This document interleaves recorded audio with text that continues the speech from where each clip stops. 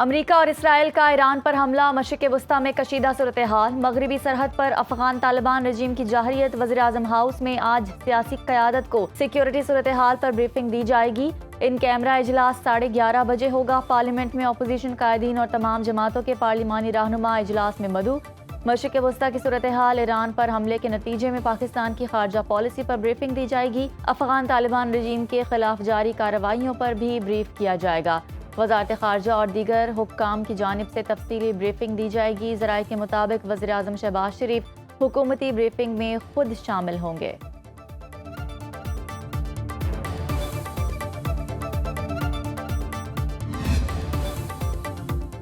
تحریک انصاف کا حکومت کے ان کیمرہ اجلاس میں شرکت نہ کرنے کا فیصلہ۔ بانی سے ملاقات تک حکومتی اجلاس میں شرکت نہیں کی جائے گی۔ پی ٹی آئی کی سیاسی کمیٹی کا موقف، حکومت نے ایران، امریکہ، اسرائیل جنگ سے پیدا ہونے والی صورتحال پر ان کیمرہ اجلاس بلایا ہے۔ حکومت کی جانب سے رانا ثناءاللہ اور طارق فضل چودھری نے محمود اچکزئی اور علامہ راجہ ناصر عباس کو اجلاس میں شرکت کی دعوت دی۔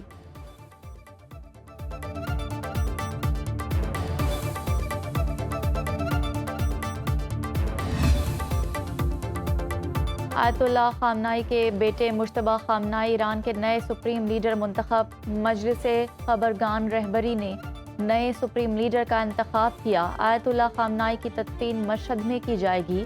تعزیتی اجتماع امام خمینی ہال تہران میں ہوگا۔ تدفین کے دن کا تعین ابھی تک نہیں کیا گیا۔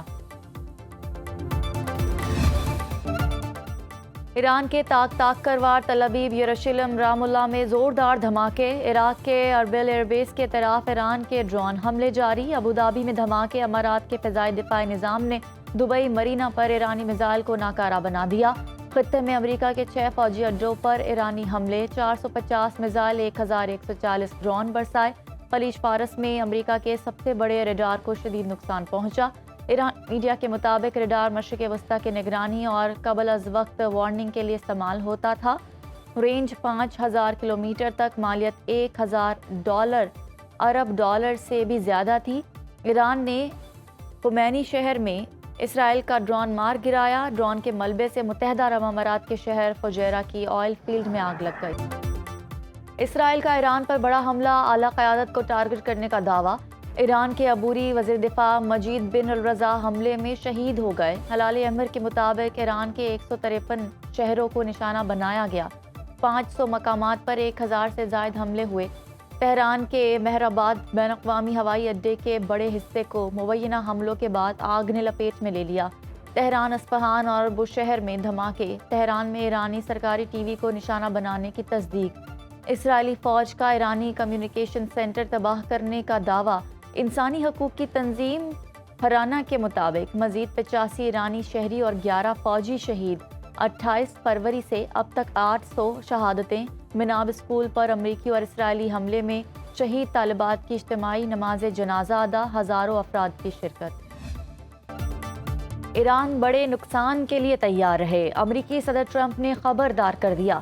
جرمن چانسلر سے ملاقات کے بعد میڈیا سے گفتگو میں کہا، ہم حملہ نہ کرتے تو ایران پہلے حملہ کر دیتا۔ اب ایران کے پاس نہ بحریہ ہے، نہ فضائیہ، نہ ہی فضائی دفاعی نظام، تقریباً سب کچھ تباہ ہو گیا۔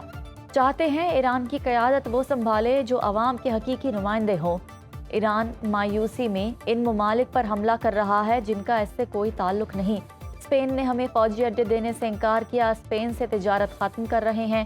برطانیہ سے بھی خوش نہیں ہوں، امید ہے ایران تنازع کے بعد تیل کی قیمتیں کم کریں گے۔ امریکہ نے اپنائے ہرمز کھلوانے کا فیصلہ کر لیا۔ صدر ٹرمپ نے سوشل میڈیا پیغام میں لکھا کہ ضرورت پڑنے پر اپنائے ہرمز میں کمرشل جہازوں کے ساتھ امریکی نیوی جائے گی۔ جہازوں کے انشورنس میں امریکی مالیاتی ادارہ مدد کرے گا۔ آئل ٹینکر سمیت تمام تجارتی جہازوں کو انشورنس اور گارنٹی فراہم کی جائے گی۔ اقدام کا مقصد خلیج میں جاری کشیدگی کے دوران تجارتی سرگرمیوں کا تحفظ ہے۔ امریکی صدر ٹرمپ کے جنگی اختیارات محدود کرنے کی کوشش۔ امریکی سینٹ میں صدر کی وار پاورز قرارداد پر آج ووٹنگ ہوگی۔ وار پاورز کی قرارداد پر بحث مقامی وقت کے مطابق صبح 11 بجے شروع ہوگی۔ ووٹنگ شام 4 بجے متوقع۔ قرارداد کا مقصد ایران کے خلاف فوجی کارروائیوں پر نگرانی بڑھانا ہے۔ سعودی عرب میں امریکی CIA اسٹیشن پر حملہ۔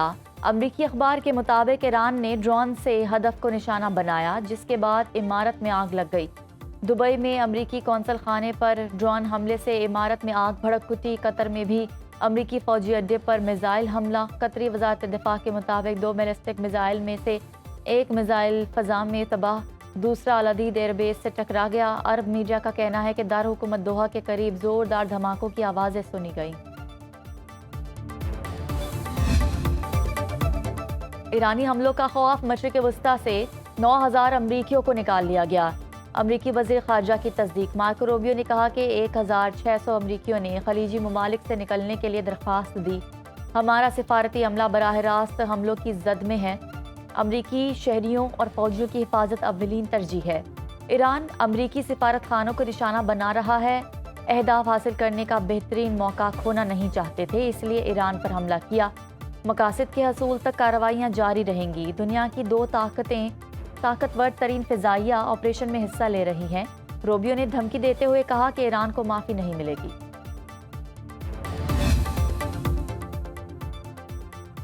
وزیراعظم کی ترکیہ کے صدر رجب طیب ایردوان سے ٹیلی فون پر گفتگو۔ شہباز شریف نے ایران پر حملے اور اس کے بعد برادر خلیجی ممالک پر ہونے والے افسوسناک حملوں کی شدید مذمت کی۔ صدر ایردوان کو برادر خلیجی ممالک کی قیادت سے اپنے حالیہ روابط سے آگاہ کیا۔ دونوں رہنماؤں نے اس بات پر زور دیا کہ مزید کشیدگی سے بچنے کے لیے فریقین تحمل اور بردباری کا مظاہرہ کریں۔ وزیراعظم نے صدر ایردوان کو افغانستان میں حالیہ پیش رفت سے بھی آگاہ کیا۔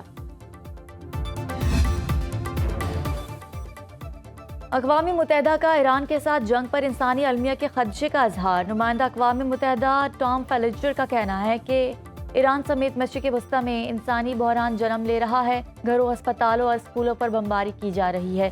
جنگ کی وجہ سے اقوام متحدہ کی رد عمل کی صلاحیت محدود ہو کر رہ گئی ہے۔ اب نائر ہرمز سے ترسیل رکاوٹوں کا شکار رہی تو خوراک کا بحران بھی پیدا ہوگا۔ کھانے پینے کی چیزوں کی قیمتیں بہت بڑھ جائیں گی۔ کینیڈین وزیر اعظم کا کشیدگی کم کرنے کا مطالبہ۔ مارک کارنی کا کہنا ہے کہ امریکہ، اسرائیل سمیت تمام ممالک عالمی جنگی قواعد کی پاسداری کریں۔ بین الاقوامی ایٹمی ایجنسی کے director general Rafael Mariano Grossi کہتے ہیں کہ ایران کی جانب سے ایٹمی ہتھیار بنانے کا کوئی ثبوت نہیں ملا۔ ایران کی جانب سے بڑے ذخائر کے مکمل معائنے کی اجازت نہ دینے پر اظہار تشویش۔ پاکستان کا آپریشن غضب للحق جاری۔ جلال آباد میں طالبان رجیم کا اسلحہ ڈیپو اور ڈرونز اسٹوریج تباہ کر دیا۔ سیکیورٹی ذرائع کے مطابق پاک فوج کی ننگرہار میں کامیاب فضائی کارروائی میں ہوگانی بیس تباہ۔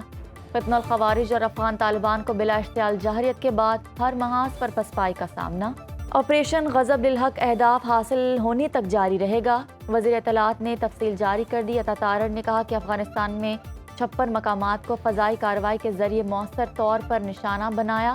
افغان طالبان رجیم کے 464 کارندے ہلاک، 665 سے زائد زخمی ہوئے، 188 چیک پوسٹیں تباہ، 31 پوسٹوں پر قبضہ کیا، 192 ٹینک، 72 بن گاڑیاں اور آرٹلری گنز تباہ ہوئیں۔ خوف کے مارے فرار ہونے کی کوشش کرنے والے 3 افغان طالبان دہشت گرد سیکیورٹی فورسز نے گرفتار کیے۔ T20 ورلڈ کپ کا فیصلہ کن مرحلہ، پہلا سیمی فائنل آج جنوبی افریقہ اور نیوزی لینڈ کے درمیان ہوگا۔ ایڈن گارڈن کولکتہ میں شام 6:30 بجے میدان لگے گا۔ دوسرا سیمی فائنل کل ممبئی میں بھارت اور انگلینڈ کے درمیان ہوگا۔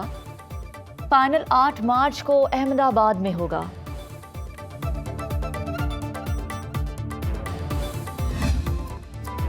اور تھل جنگو کی خوبصورت مسجد اپنے بلند میناروں، جاذب نظر نقش و نگار کی وجہ سے شہرت رکھتی ہے۔ محرابی کھڑکیاں اور گنبد مسجد کا حسین حسن بڑھاتے ہیں۔